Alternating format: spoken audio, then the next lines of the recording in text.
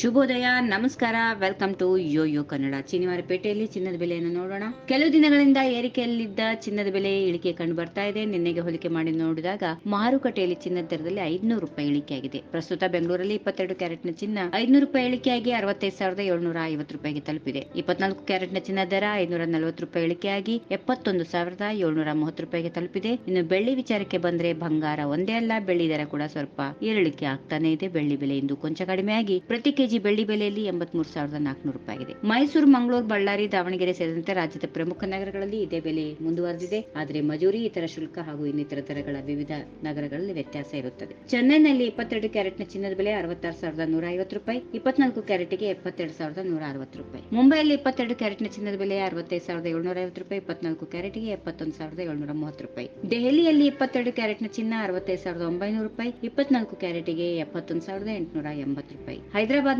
22 carrot ಚಿನ್ನ 65,750, 24 ಕ್ಯಾರೆಟ್ಗೆ 71,730.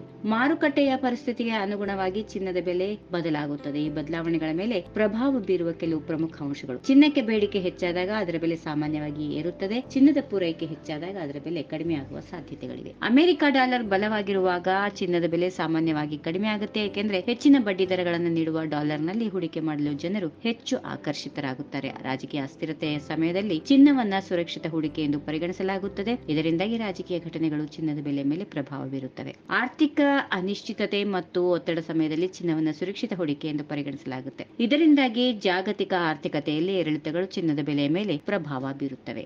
ಈ video ನಿಮಗೆ ಇಷ್ಟವಾದಲ್ಲಿ ಲೈಕ್ ಮಾಡಿ, ಶೇರ್ ಮಾಡಿ, ಸಬ್ಸ್ಕ್ರೈಬ್ ಮಾಡಿ.